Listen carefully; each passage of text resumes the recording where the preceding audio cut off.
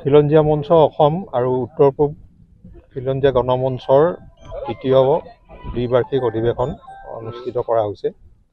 আজি 21 তাৰিখে দুয়োটা সংগঠনৰে সাধাৰণ সভা অনুষ্ঠিত হ'ব আৰু দুয়োটা সংগঠনৰে নতুন সমিতি গঠন হ'ব। তাৰপিছত অহা কালিলৈ ৰাজহুৱা সভা আছে। আমাৰ সাতভনী অঞ্চলৰ প্ৰতিখন ৰাজ্যৰে প্ৰতিনিধি আহিছে। তেওঁলোক ৰাজহুৱা সভাত অংশগ্ৰহণ কৰিব আৰু পুৱাৰ ভাগত সাংস্কৃতিক শোভাযাত্ৰা হ'ব। বিভিন্ন ৰাজ্যৰ যিসকল আহিছে সাংস্কৃতিক গ্ৰুপ তেওঁলোকে ইয়াতে শোভাযাত্ৰা কৰিব। লগতে স্থানীয় যিমানবিলাক জাতি জনগোষ্ঠীৰ সাংস্কৃতিক দল আছে তেওঁলোকে অংশগ্ৰহণ কৰিব। তাৰপিছত মুকলি সভা হ'ব আৰু মুকলি সভাত অহাকালিলৈ সমূহ অসমৰ খিলঞ্জীয়া জনগণৰ বাবে এটা ৰাজহুৱা ঘোষণা হ'ব। সকলোবিলাক সাতভনী অঞ্চলৰ নেতৃত্ব আৰু খিলঞ্জীয়া মঞ্চ অসমৰ লগত যুক্ত হৈ থকা বিভিন্ন জাতি জনগোষ্ঠীৰ সন্মানীয় নেতৃত্বৰ উপস্থিতিত এটা ঘোষণা হ'ব আৰু অনাগত দিনত এই ঘোষণাটোৰ ওপৰত ভিত্তি কৰি পেলাই অসমৰ খিলঞ্জীয়া ৰাইজৰ অস্তিত্ব আৰু সুৰক্ষাৰ কাৰণে যিখিনি পদক্ষেপ ল'ব লগা থাকে সেই বিষয়খিনি আগবঢ়াই লৈ যোৱা হ'ব। এইটোৱে মূল বিষয় আছে। মিজোৰামৰ বাহিৰে বাকী অৰুণাচল আহি আছে পাবহি এতিয়া। বাকী কেইখন ৰাজ্য আহিছেই। মিজোৰামো কাইলৈ মানে পাবহি পুৱা ভাগ।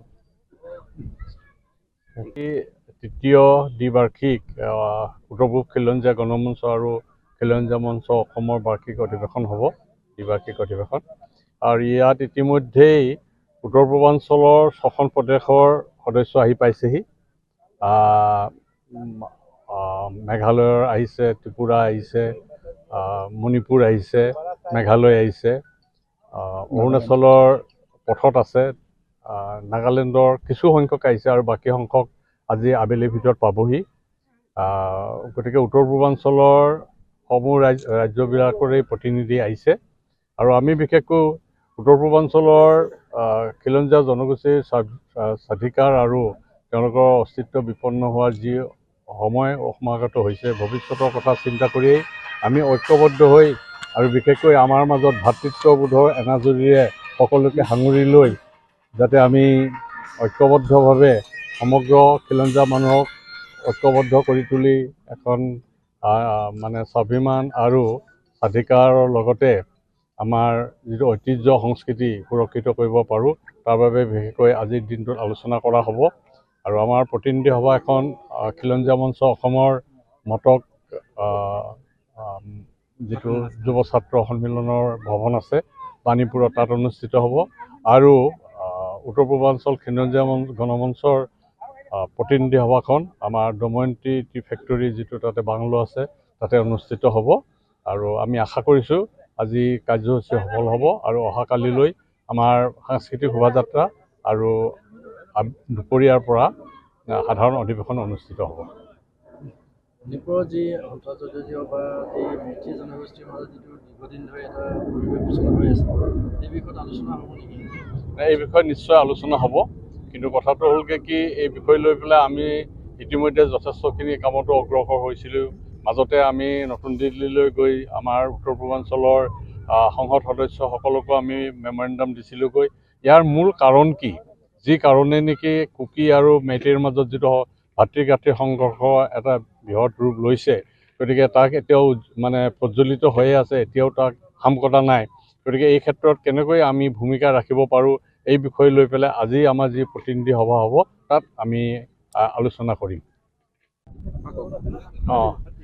ইতিমধ্যে সংযুক্ত মুক্তি বাহিনী অসমৰ লগত ভাৰত চৰকাৰ আৰু অসম চৰকাৰৰ মাজত আলোচনা অনুষ্ঠিত মানে চুক্তি সম্পন্ন হৈছে যোৱা 29 ডিচেম্বৰ 23 চনত। গতিকে তাক কাৰ্যকৰী সম্পূৰ্ণ হোৱা নাই। গতিকে তাক সোনকালে কাৰ্যকৰী কৰাৰ বাবে আমাৰ মাননীয় মুখ্যমন্ত্ৰী ডাঙৰীয়াক অনুৰোধ জনাইছোঁ। বিশেষকৈ শ্বহীদ পৰিয়ালসকলক যিটো 3 লাখ টকা এককালীন সাহায্য দিয়াৰ কথা আছিল, সেই টকাটো এতিয়াও নোপোৱাৰ কাৰণে আমি শ্বহীদ পৰিয়ালসকল যথেষ্ট উদ্বেগ আৰু উৎকণ্ঠাৰ মাজত বসবাস কৰিছে। তেওঁলোকৰ ঘোষণাটো মিছাকৈ দিয়া হ'ল নেকি বুলি শ্বহীদ পৰিয়ালসকলে ভাবিবলৈ বাধ্য হৈছে। গতিকে এই পৰিস্থিতিগত কাৰণত যাতে এটা বিৰূপ মানসিকতা সৃষ্টি নহয় জনগণৰ মাজত।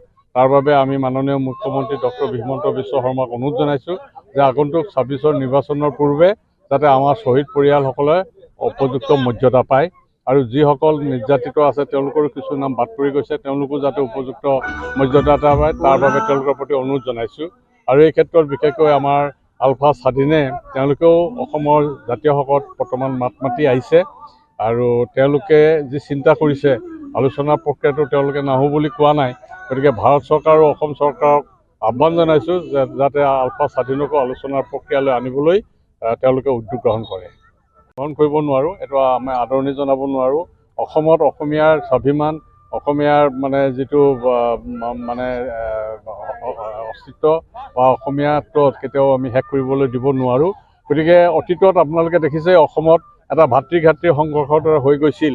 গতিকে তেনে পৰিস্থিতি বিশেষকৈ তিনিচুকীয়া, ডিব্ৰুগড়, শিৱসাগৰ, উজনি অসমত যি পৰিস্থিতিৰ সৃষ্টি হৈছিল, বিহাৰীসকলক উচতাই দি পেলাই তেনেকুৱা পৰিস্থিতি যাতে অদূৰ ভৱিষ্যতলৈ সৃষ্টি নকৰে তাৰ বাবে সকলোবিলাক ৰাজনৈতিক দল, বিজেপিয়ে হওক, কংগ্ৰেছেই হওক, এজিপিয়ে হওক, যি দলেই হওক, সকলো ৰাজনৈতিক দলৰ প্ৰতি আহ্বান জনাইছোঁ আপোনালোকে ভোটৰ স্বাৰ্থত এচাম মানুহক উচতাই দি পেলাই অসমত এখন পুনৰ ভাতৃঘাতৃ সংঘৰ্ষ সৃষ্টি কৰাৰ চেষ্টা নকৰিব।